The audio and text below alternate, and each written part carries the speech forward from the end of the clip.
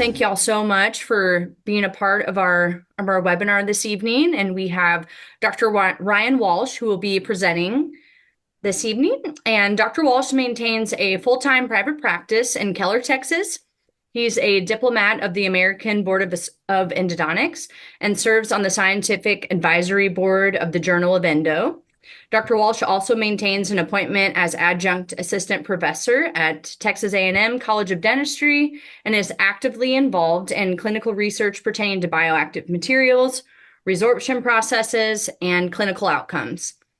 He has lectured nationally and internationally on several topics in his specialty and has published multiple peer-reviewed articles and abstracts. He is our bioceramic guy. So without further ado, we'll let Dr. Walsh take it away, and we hope you all enjoy. Thank you again so much for joining us. Awesome, Allison. Well, thank you for the intro and certainly to Mike, Jason, BJ, Allison, and the Avalon team. Thank you so much for having me, and thank you all for tuning in on a Tuesday night to get a little CE and talk some bioceramics and endo. So we're going to talk about, I guess, in my opinion, how bioceramics have really revolutionized our specialty and our role as clinicians in the endodontic world. And why are we here and why are we talking about these? Well, going back to 2017, I can't believe that's 8 years ago now. But in 2017, the global bioceramics market was 12.5 billion with a B dollars, and it's obviously projected to go up. I would estimate today that's substantially higher now because really, what are bioceramics? They're all around us. They're things that we know really well, but maybe really haven't taken a step back to think about really what are bioceramics, right? I mean, we're all familiar with ceramic crowns. Anything that's a ceramic inserted into the body is technically a bioceramic. So ortho brackets, we have this artificial hip joint, the ball and socket. I mean, that's a medical bioceramic. And then in the bottom right, we have these zirconia implants. So bioceramics, especially in dentistry, are all around us. No matter where we go, you'd be hard pressed to try to avoid them. But if you're talking to an endodontist and we're talking bioceramics, really what we're talking about are dental materials, right? Things we're going to use inside of the tooth. And so to kind of help subdivide that, let's talk about bioactive bioceramics. And so bioactive ceramics, bioactive materials in general, I kind of divide into two broad categories. More or less things we're going to use inside the tooth or things we're going to use outside the tooth. Now, as with anything, it's never a hard and fast rule. There's always some overlap in between, and some of the MTA-like materials can be used outside of a tooth and vice versa. But nonetheless, that's kind of a broad categorization. So let's evaluate these bioactive bioceramics, these MTA-like materials a little bit further and kind of discuss where we're going to use them. Because they're not just used as sealers. They're not just used as pulpotomies. We're able to use these for a whole host of different purposes these days. I mean, sure, we can do pulp caps, perforation repairs. Certainly, we've been using MTA-like materials for perforation repairs for a long time. Back when Dr. Mahmoud Torbenjad was introducing MTA, that's one of the things that he was promoting their use for. But also pulpotomies, right? Vital pulp therapy. As an endodontist, I get teased once in a while about being a pulp killer, and it really couldn't be further from the truth. As endodontists, we're pulp lovers. We're pulp biologists. So if we can help promote healthy tissue formation and maintain vital pulps, especially in young people, why not? What a huge advantage to have at our fingertips to promote pulp maturation and help allow these young people to maintain their tooth. Certainly obturation and use as sealers, that's a very well-known and very common use. And then things like apexification and root-in surgeries, things that we as specialists are probably doing on a more routine basis than some of our GP colleagues. So let's dive into this a little bit further. And those are some of the main uses of them. But really, how do they work? Why is it even functional, right? Well, if we think about it, our body's made up of roughly 70% water, give or take. But our body's not just a huge sink of water, right? We have these molecules and these ions in our interstitial fluid and our extracellular fluid throughout our body. And thankfully we do, because that's really important to how these bioactive materials really work. So they're interacting with not only the water, they're water loving, they're hydrophilic. So they're absorbing the water from our body, but they're also interacting on a microscopic level with some of these other ions. And so I want you to take a look at the ones I've highlighted here, calcium and phosphate. If you think about it, dig way back into your brain from like dental anatomy or some of the early years in dental school and think, what are these precursors for? Right? They're in our body all over the place, but they're really precursors for hydroxyapatite, right? So these materials, these bioceramic materials interact with what we have naturally present in our body and stimulate hard tissue formation. We know that they can stimulate bone formation, dentin formation. We'll show you some histology here at the very end that shows not they're able to induce cementum formation. So we're able to stimulate hard tissue formation in the correct place, in the correct location, at the correct time. And so for me, I think that's just fascinating that we can do this predictably now. And now we have all these materials right at our fingertips, not only here in the US, but worldwide. I was in Nepal a couple of years ago, and they're starting to use bioceramic sealers there. So these materials are all around us and becoming ever more prevalent as we move forward in our specialty. But you have to walk before you can run, right? So let's talk a little bit about where we've been so we can understand where we're going and what's on the horizon moving forward. So ProRoot MTA was kind of the OG, if you will, kind of the original bioceramic material or tricalcium silicate to come to the market. And we're lucky enough to be joined by Dr. Carolyn Primus, who is one of the inventors of this material. And it's been famous for a long time because it was the only thing like it when it first came out. And I think it's really interesting because it's this innocuous powder, right? Both white and gray, but it's this innocuous powder that we started using in and around our teeth differently than we had been using any other materials in the past. But one of the other interesting things about it is that it's really just medical grade Portland cement. And so I think it's interesting that Dr. Torbenejad thought to place medical grade or place Portland cement into a tooth and expect a reaction. But somewhere along the line, I heard that his dad was a mason, and that's maybe what stimulated his intellectual curiosity. And so he ended up trying that, and it ended up working famously, right? So we have this basic cement powder that we mix with a liquid, and we add in radiopacifier, and that really is the beauty of mineral trioxide aggregate. That is MTA. Now, in the original formulations, they used bismuth oxide. And bismuth oxide is not advantageous for us as dental clinicians because it stains teeth. We've all heard of or seen some of these teeth that stain colors over time. And again, talking about using these in young individuals, if we're staining an anterior tooth, yes, we're maintaining the pulp, but we're providing an aesthetically poor result. So nowadays we have some materials that use other types of radiopacifiers, which we'll talk about throughout the night. So in addition to discoloration that was a big challenge with MTA, mixing was also a big challenge with MTA because you had this powder that you mixed with a liquid, and we're all used to mixing materials like IRM, but MTA is very finicky. And not only that, but it was really expensive for the time. And so we're mixing this powder with a liquid, trying to get to a wet sand-like consistency so that we can pack it into some delivery vehicle. The map systems around, I mean, we have a map system here at the office. It hasn't been getting much use, not because I think it's a bad product, but because it's challenging, right? You're mixing MTA, you're putting it in these little tips and trying to deliver it 20 some millimeters down into a tooth. And so I found that to be really challenging. Combine that with the cleanup so that it doesn't form a concrete block in the tip was just frustrating. And so when it came to using these materials, I liked the MTA block just about as good as anything else. But still, these materials are finicky and hard to use.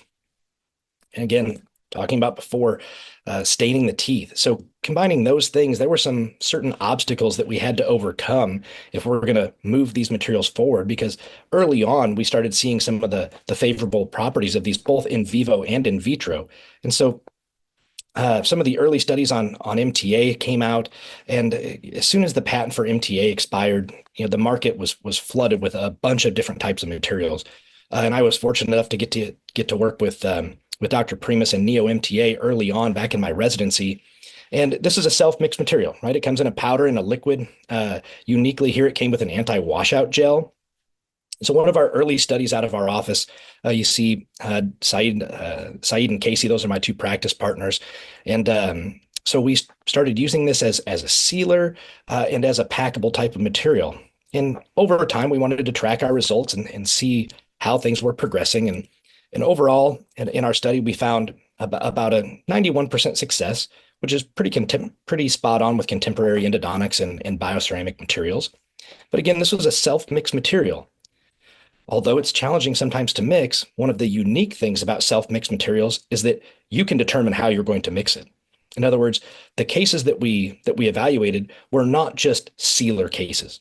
Yes, some of them were sealer with gutta percha, and other times, as I'm showing here, we literally mixed the powder with lidocaine and packed it into canal spaces. And so that's one of the unique things about these materials is that you can use them in a plethora of different ways.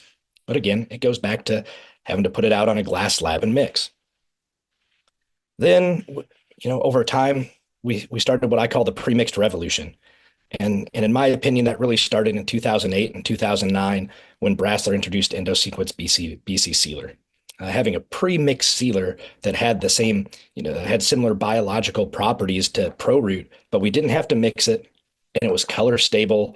We were able to inject it into teeth. I mean, that really changed the dogma of how we're using and the ways that we're using MTA-like products.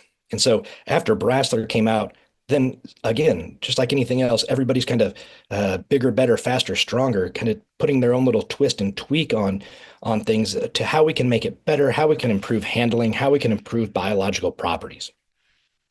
So let's dive in and let's talk a little bit more, about sealers because it's one of those things that there's so many on the market. How do you choose the right one, right? How do you know what's good? How do you know what's bad?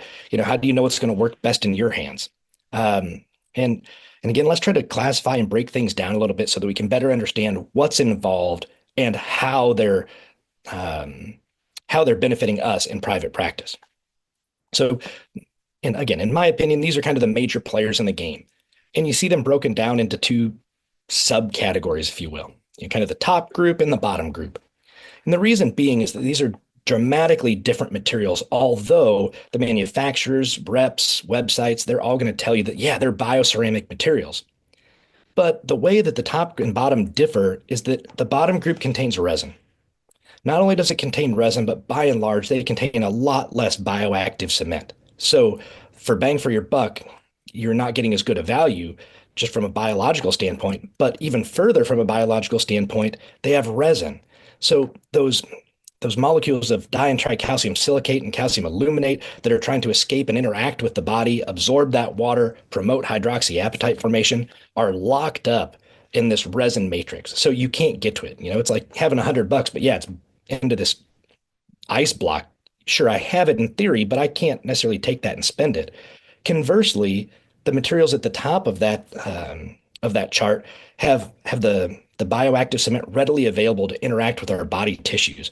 So we're going to get more biological activity, and really the ones on the top aren't any more expensive. You just have a lot higher concentration or a lot higher proportion of the bioactive cement. So for bang for your buck, these materials are going to be superior biologically. So let's take a couple of these and evaluate them a little bit further. A couple key players, I would call it, in the marketplace. And I'd be a bad dad if I didn't at least shamelessly put my girls into the presentation at least once. But the reason I'm bringing this up is because, my girls, they all look similar, blue-eyed, light hair, more or less. Um, they're all kind of goofy and have their own little personalities.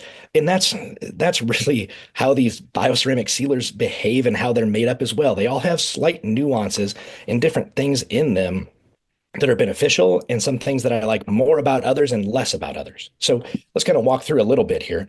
I'm using Brasseler's BC Sealer as kind of a reference because it's kind of like a household name, and a lot of people are familiar with it. So, talking about the bioactive cement here, uh, it contains primarily di and tricalcium silicates. Neo MTA from our friends at Avalon is a combination of silicates and aluminates. And then you kind of pivot to the other end of the spectrum, talking about Regen, which has bioglass and aluminates. So there's kind of a continuum of different types of bioactive materials. So to compare and contrast, I really like having the illuminates present in my bioceramic sealer because illuminates offer a few distinct advantages that silicates don't have. There's three primary advantages in my mind and one is that it increases the acid resistance. And if you think about the environments that we're working in, I mean, we're working an inch down or 20 some millimeters at least most of the time into a canal that's usually immediately adjacent to a periapical infection or some type of periapical inflammatory response. Periapical infections are notoriously acidic, right? So they have a very acidic environment and have a very low pH. So if we're working in that type of environment, being able to incorporate illuminates that will help prevent acid degradation and help maintain stability in an acidic environment, to me is a huge benefit and very advantageous to what we're doing on a microscopic level. In addition to being acid resistant, they increase the mechanical strength and they'll decrease the set time. So again, things that are working to our advantage, acid resistance, um, decreased set time and increased mechanical strength all play to our advantage. And more or less, these cements contain about 50% bioactive material. The other thing I want to talk about is the radiopacifier. Again, we had talked previously about MTA containing bismuth oxide, which grays teeth. Again, notoriously turns teeth colored. Sometimes you can bleach it out, other times you can't. But if you can use a material that just plain doesn't have bismuth oxide, all the better, right? We can avoid that step altogether. And you can tell your patient that, hey, no matter where I put this, it's not going to turn your tooth colors. This is a stable, a color fast material. So NeoMTA uses tantalite, tantalum oxide, EndoSequence uses zirconia, and then Regen's zinc oxide. So here it's kind of six of one, half dozen another. What the main point here is that we want to choose one primarily that's non-discoloring. So make sure if you're going to pick a bioceramic sealer to use or a bioceramic putty that you're picking one that does not have bismuth oxide. That's kind of the key ingredient there.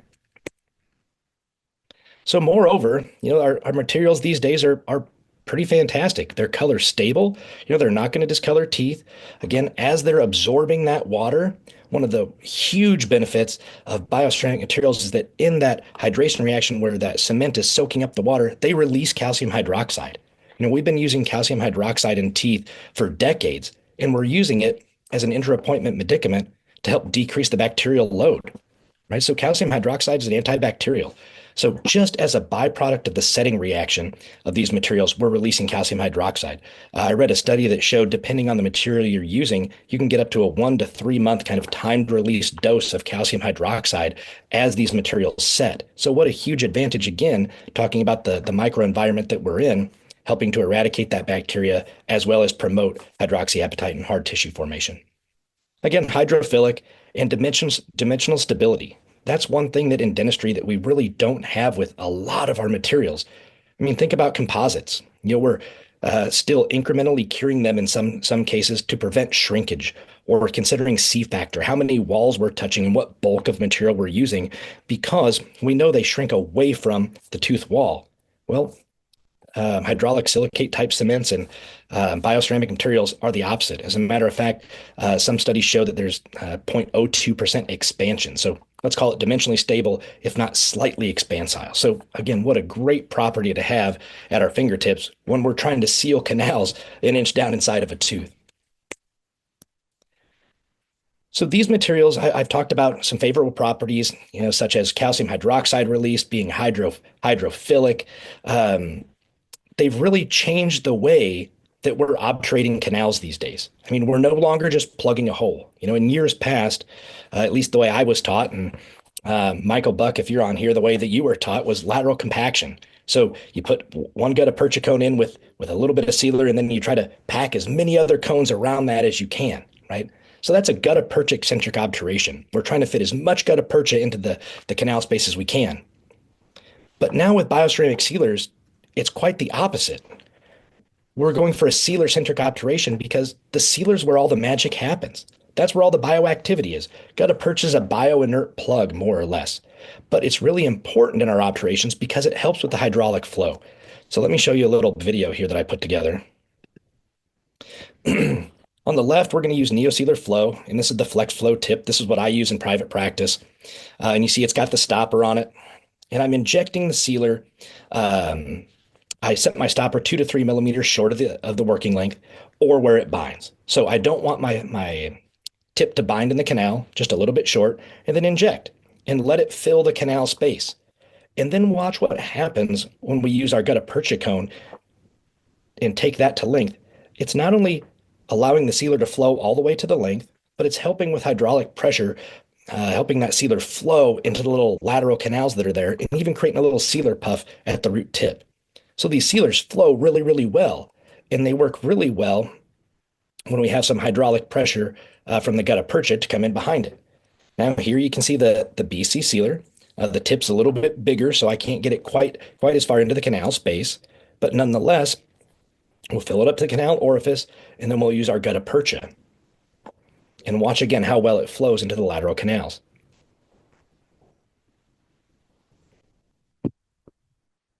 So we really transitioned these days from a gutta percha centric obturation to a sealer centric. One thing I also want you to keep a look at is that when I zoom in, you're not seeing a whole bunch of orange show through, or in other words, you're not seeing a lot of the gutta percha touch the canal walls. That's because it's bathed in a sea of the bioceramic sealer. So that way, when I'm obturating my canals, I know that the sealer is what's in contact with the dentin walls. I know the sealer is what's filling all the little isthmus and little ramifications, little lateral canals.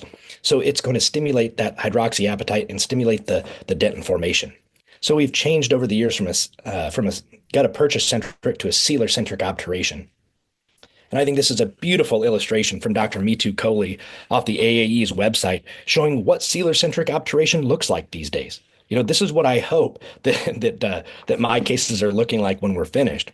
And what you can see is that you're seeing gutta percha cones, 2 or 3 cones, depending on the tooth, floating in a sea of bioceramic sealer. That's what we want because, again, that bioceramic sealer is what's in contact with the dentin, thus in contact with the surrounding periapical tissues. So let's take that a step further. I had a tooth that came back to me a couple years ago because of a vertical root fracture. And these, you'll see these large fractures. Those are drying or desiccation artifacts, not the actual root fracture, which is on the other side of the tooth. But what we're looking at here is we're looking at a cross section of tooth number 20. In the bottom right, what looks like the sun, that's the gutta percha. And then the little radiating beams, if you will, off of the central core there, those are the dentin tubules. And what you'll notice is that, especially next to the central core of gutta percha and sealer, you see a lot of bright white. Well, the bright white little lines they're the striations that are moving away from the central core, those are what we're presuming to be hydroxyapatite formation. In other words, some type of hard tissue deposit that's mineralizing inside those canals. So this is the SEM we took at 120, but let's zoom in at 650. What are we learning? What are we seeing? Again, the bottom right here, that's gutta percha. And then the dentin is to the top left. And this bright white layer you see in between, that's the neosealer flow. Now there's a little bit of desiccation artifact. So you see a little bit of void space. And we also had to cut this with a burr to get it to show the cross section.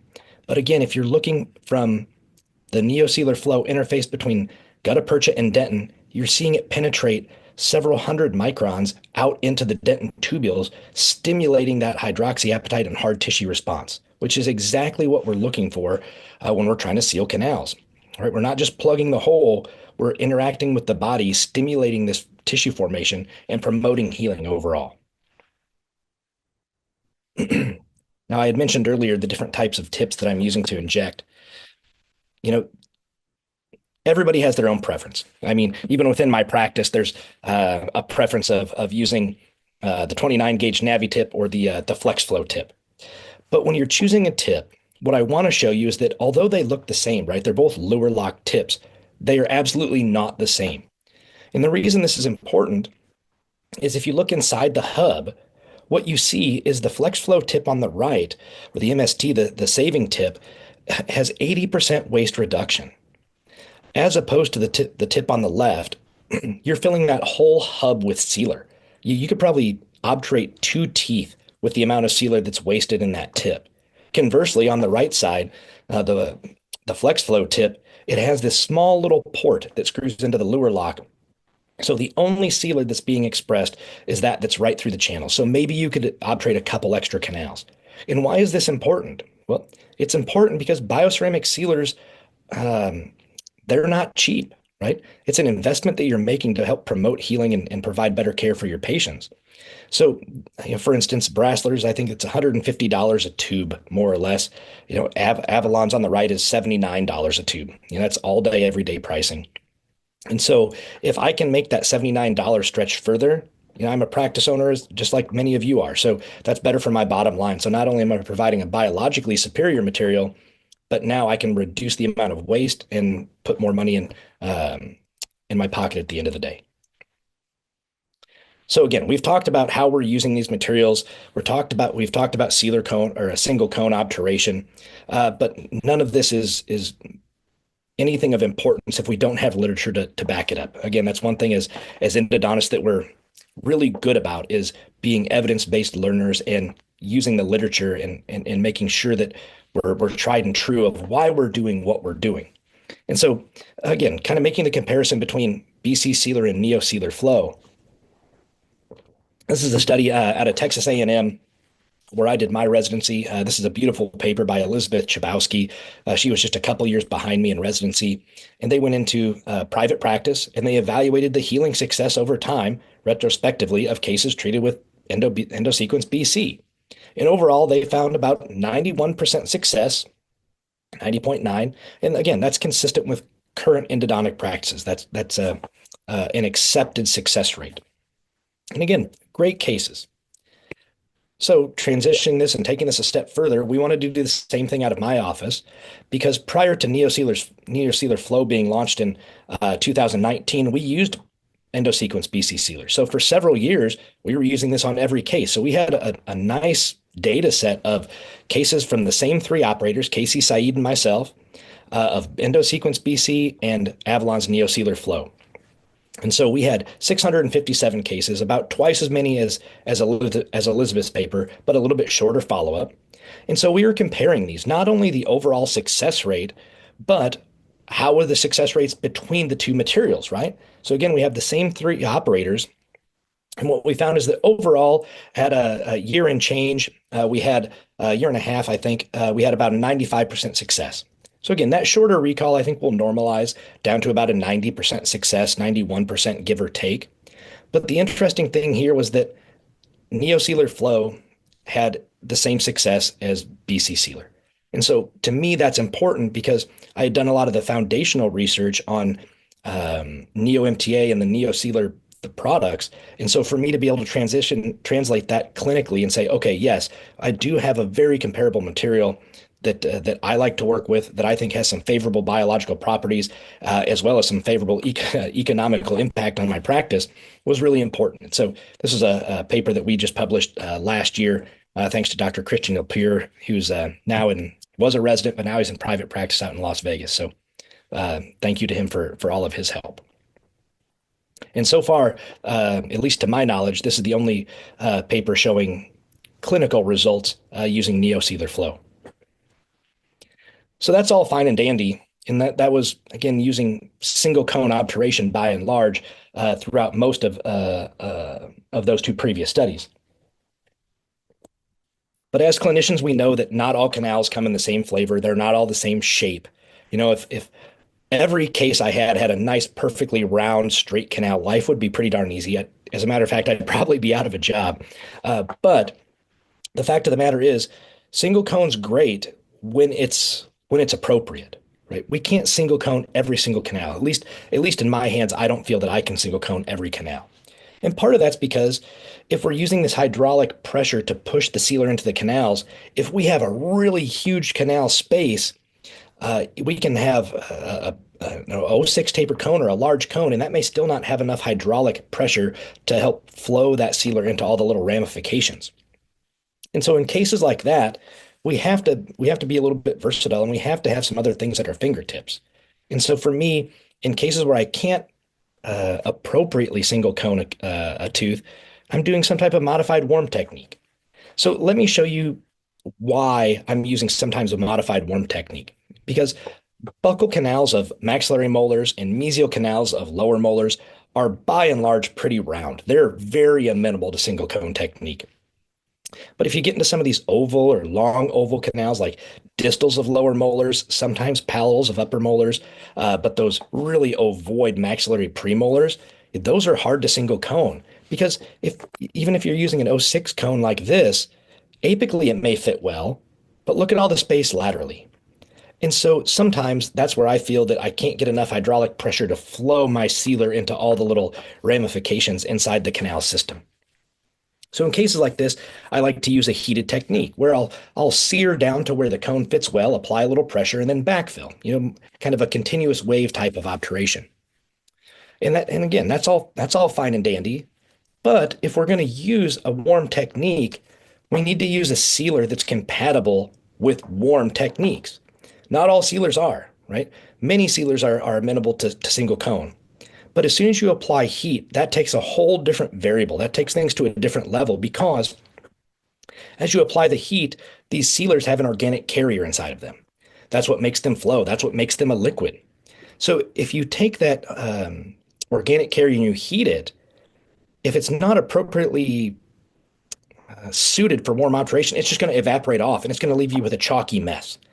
Not only that, but I can't help but think if that desiccates and leaves a chalky mess inside your canal or inside your chamber, I mean, how is that impacting the biological property of that cement, right? We don't know. However, we do know that if the sealer maintains a sealer-like viscosity throughout, then it's maintaining its biological properties throughout the obturation process. So here's kind of a down and dirty experiment I like to show because it's very impactful. And so on the upper left is neosealer flow. On the bottom right is AH plus bioceramic. That's since been removed from the market. That's one of those very low bioactive cement containing materials. But in the upper right and lower left, those are endosequence products. Upper right is BC Sealer. Bottom left is BC High Flow, which was originally designed to be used in heated techniques. So what I want you to look for is I want you to look for changes in the sealer as we move through.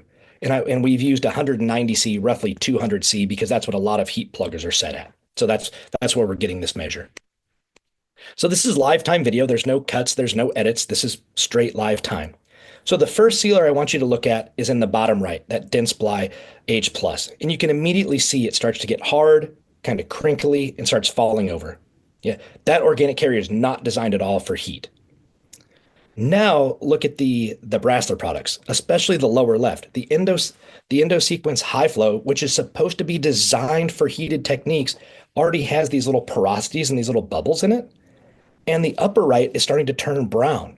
Right? Again, the organic carrier inside that is evaporating out, and in my mind, changing some of the biological or for sure material properties as it progresses. And BC Sealer crumbles apart. The only sealer of this group that maintained a sealer-like consistency over time at 200C was NeoSealer Flow. So to me, if I don't have to change sealers just because of the technique, I can pick one sealer, use it for all of my obturation techniques. I mean, that's fantastic. That makes my clinical life easy. That's money in the bank. I don't have to store a whole bunch of different materials and then swap them out at the time I'm doing the procedure. I already have the material I need right at hand. So here's another subset of materials. The first one I want you to watch is the upper right, the diadent. Watch what happens as soon as this touches heat. This is a very classic example of having an organic carrier that just boils off. I mean, it's bubbling as it's touching, right? And then again, if you look at the bottom right, this is Edge's one of Edge's bioceramic sealers. Now they have a host of them, but this looks very similar to that Brasseler product, where you're starting to see it turn a little bit beige. You're starting to see these little porosities.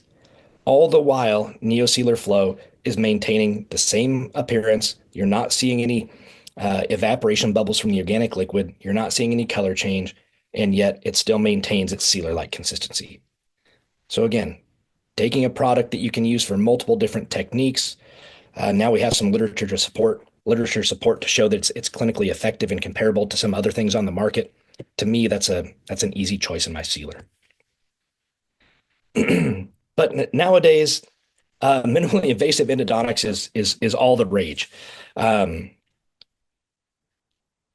We have lasers, we have genowaves that can clean these canals incredibly effectively. And this is a case that I treated late last year. We had a genowave in our office for a few months. And so this is, may not be as minimally invasive as some of y'all out there who are listening, but for me, this is pretty minimally invasive, especially those buccal canals where I'm using a Slim Shaper ZS1. So I'm down at a size 1503, give or take, but I'm using that gentle wave and using the enhanced irrigation properties to help clean the canal space.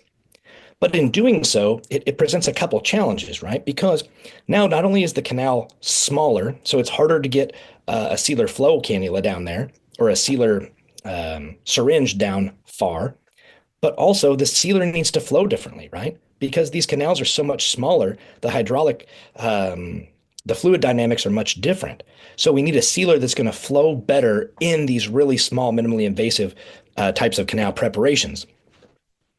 And that's where Avalon's come out with NeoSealer Easy Flow. I guess in my mind, especially for you minimally invasive folks out there. But you can see that this flows well all the way past the root tip, right? So I'm seeing some sealer puffs. I'm seeing some little lateral canals being expressed. And that's because NeoSealer Easy Flow is just that. It flows really, really well. It's less viscous than NeoSealer Flow. However, one of the beautiful things here is that these materials contain the same biological properties. In other words, the same core ingredients, the same di and tricalcium silicates, di and tricalcium aluminates are in these products in the same proportion, roughly 50%. You get the same heat tolerance, you get the same bioactivity. The difference here is how they mix the materials. So the way that NeoSealer Easy Flow is spun when it's mixed provides a completely different consistency than NeoSealer Flow. So property-wise, chemical-wise, nearly the same product, but the flow is dramatically different. Not only that, but in the Easy Flow, it comes with and can easily be expressed through the 29 gauge Navi tip. Conversely, NeoSealer Flow, the bottom right, cannot.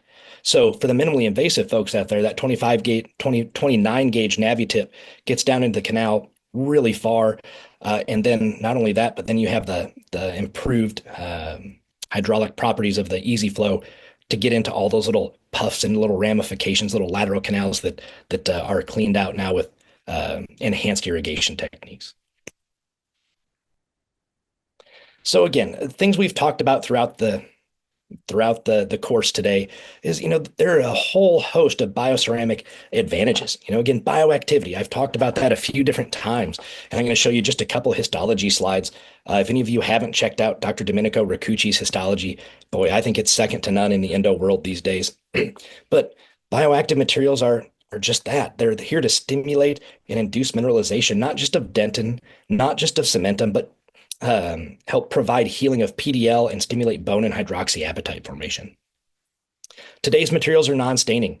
Again, almost all the materials that we've talked about, especially NeoSealer Flow and Easy Flow, are non-staining. They're going to stay white, just like the tube or the cylinder on the right. The one on the left contains bismuth oxide, so make sure that you're not using bismuth oxide, especially in an aesthetic area, because it's going to show through that final restoration. These materials are antibacterial because they have a high pH. As they set, they're releasing that calcium hydroxide, again, elevating that pH, creating an antimicrobial environment for, again, up to 1 to 3 months, depending on which material. So to me, that's a huge advantage that these materials have that most other dental materials do not.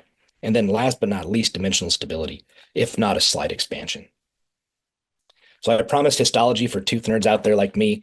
This is actually our histology on the left from a canine model and Dr. Domenico Riccucci's from a human model, extracted teeth, showing that we're not only getting healing at the root tip radiographically, but histologically we're gaining that as well. We're regenerating the alveolar bone, we're regenerating periodontal ligament, and both arrows in these cases, in the dog photo and then in Dr. Riccucci's here, are showing cementum. So we're able to regenerate the correct tissue in the correct location at the correct time. And so for me, that's such an intriguing thing that we have these capabilities at our fingertips and that we can use them for everyday root canals. I mean, I've been using bioceramics exclusively in our practice for the last 7 or 8 years, 8 or 9 years now. And so we have these materials They're there, they're cost effective, and they're providing the best care that we have for our patients. And we're literally healing these teeth from the inside out. So, with that said, thank you guys all for attending. I wanted to keep it short and sweet tonight, highlight a few points. If you want to get in touch with me, here's my contact info. But with that, I'm happy to answer any questions and turn it back over to Allison and the Avalon crew and go from there. Awesome. Thank you so much, Dr. Walsh. We appreciate you. You are always super knowledgeable on bioceramics, so thank you so, so much for joining us. And thank you, everybody, too, for being a part of the webinar this evening. We appreciate y'all. There is a section down below in the polls and quizzes. If y'all haven't already, if you could please answer those questions, that's super helpful for us. And then if y'all have any questions, if you would put them in the chat, we can have Dr. Walsh answer some questions for y'all.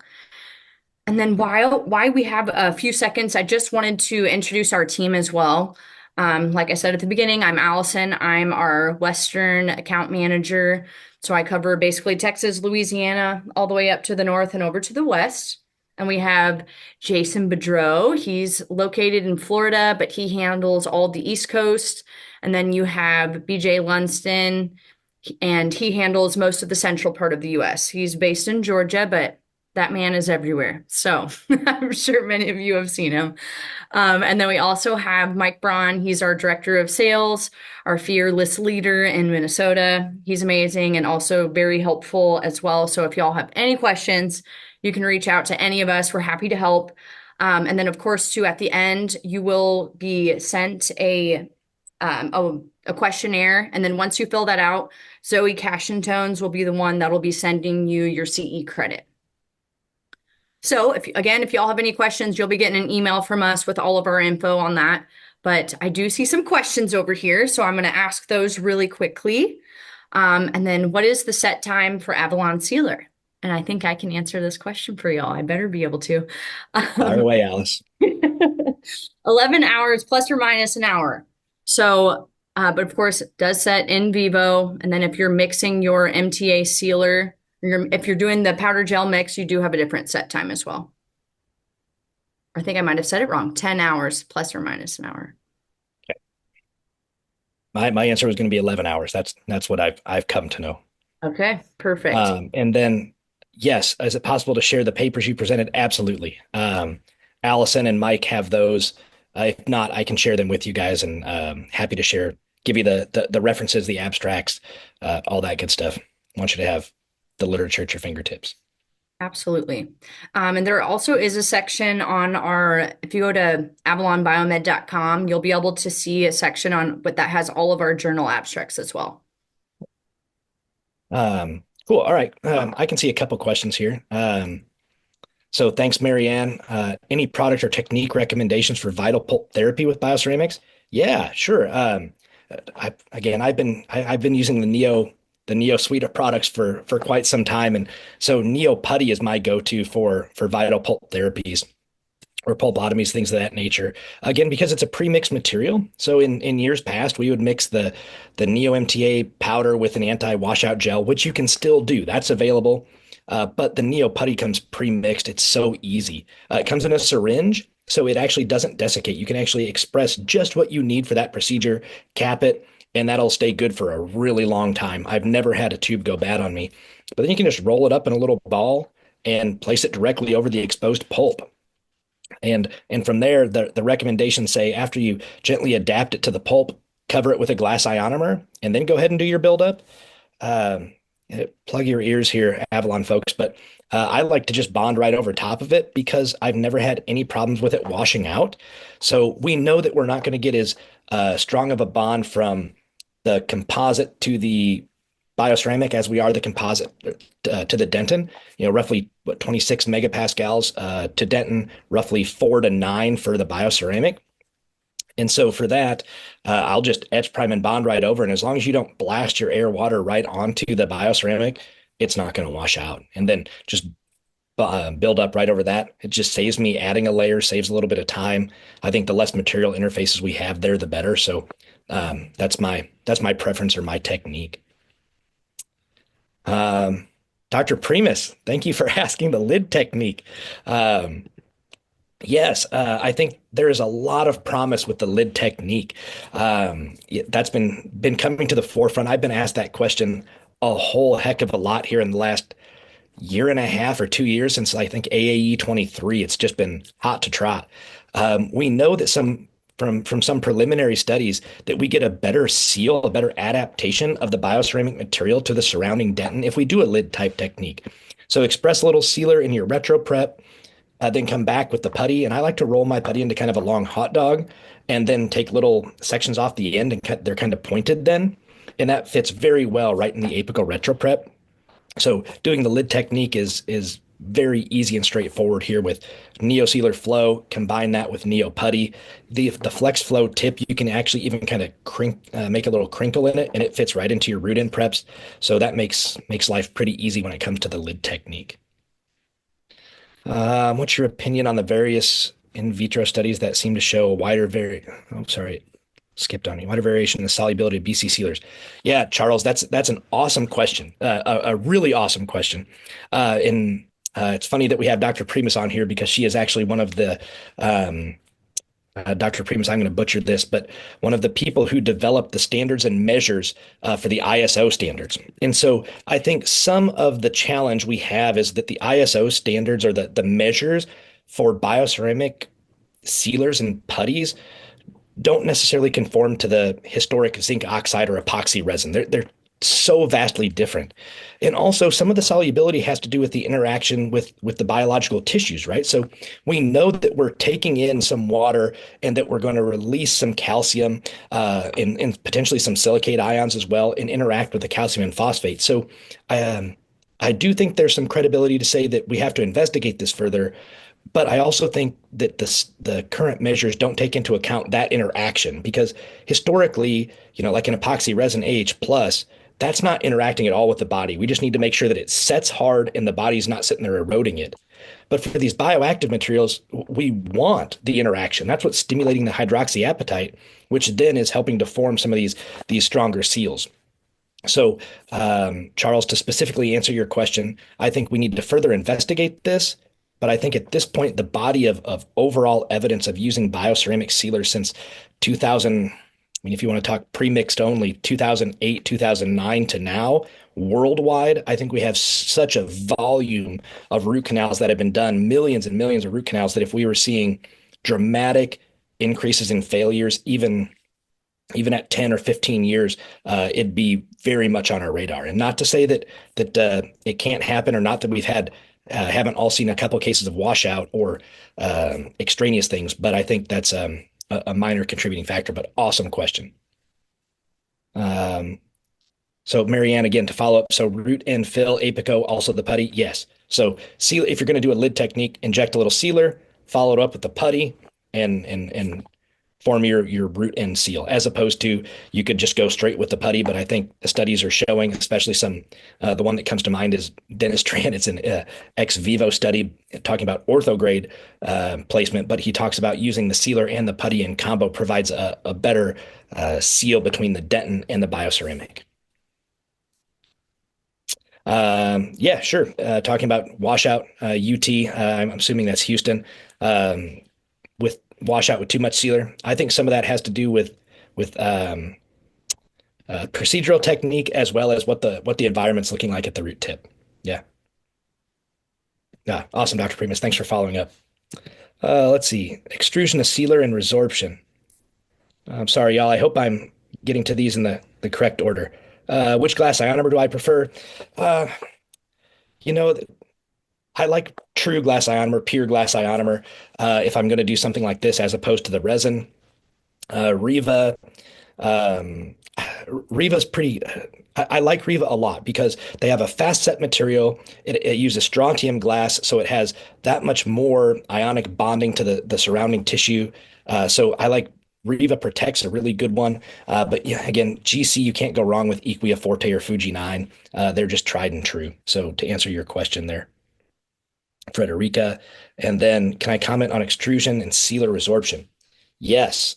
So we know that if some of these sealers are expressed and they set, they may not resorb very well. And that's okay. I'll be honest. If I'm going to extrude a type of sealer or have something into the periapical tissues, this is the material that I want. I want that material there because I'm using it for apicos. I'm using it for perf repairs.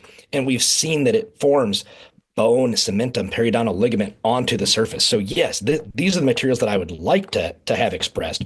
I think, again, we're seeing body of evidence showing that some of it has to do with host factors and local microenvironments. In other words, if you express some sealer out into a 10 millimeter periapical radiolucency, there's more fluid flow there than there is into a case that has just widened PDL, right? There's much more fluid flow in that 10 millimeters volume wise.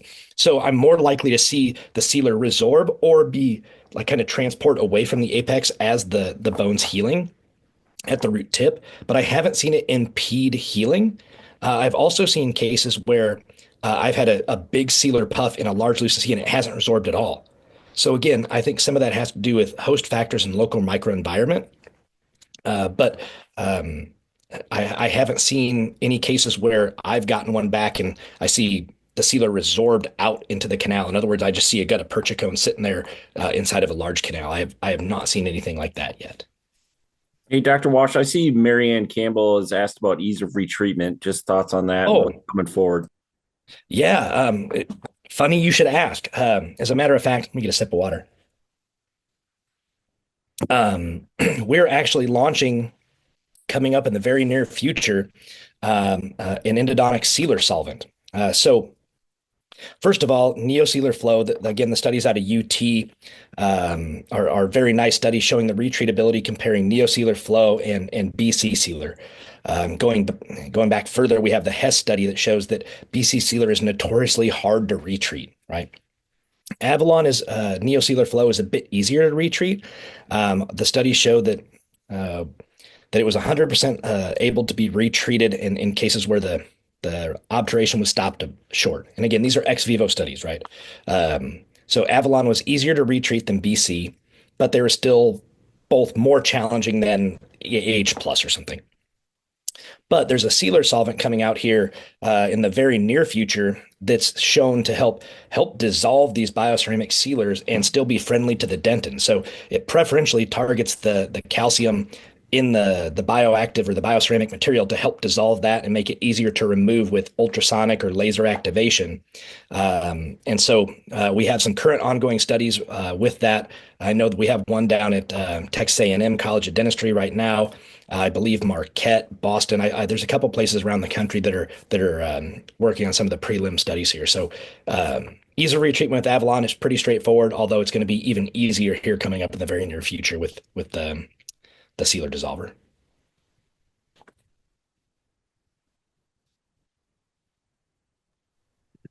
I hope I Awesome. answered everybody's questions. I hope I didn't skip anybody. No, you were awesome, Dr. Walsh. Thank you so much. Anybody else have any last minute questions before we let y'all run off of here? And again, just to clarify, for your CE credit, you'll get an eval sent over to you from Zoe Cash and Tones. And then once you fill that out, she will send over your CE credit. So that will be coming tomorrow. Awesome. Anything Well, else? thank you to Allison, Mike, BJ, and Jason. Thank you guys for hosting an awesome webinar tonight. I really appreciate you guys giving me time to nerd out in front of some friends and colleagues, and to those familiar faces over in the attendees. Thank you so much for attending, and a special thank you to Dr. Carolyn Primus, who's gotten a few shout outs tonight. But with her, none of this would be without her. None of this would be possible. So thanks again, Dr. Primus.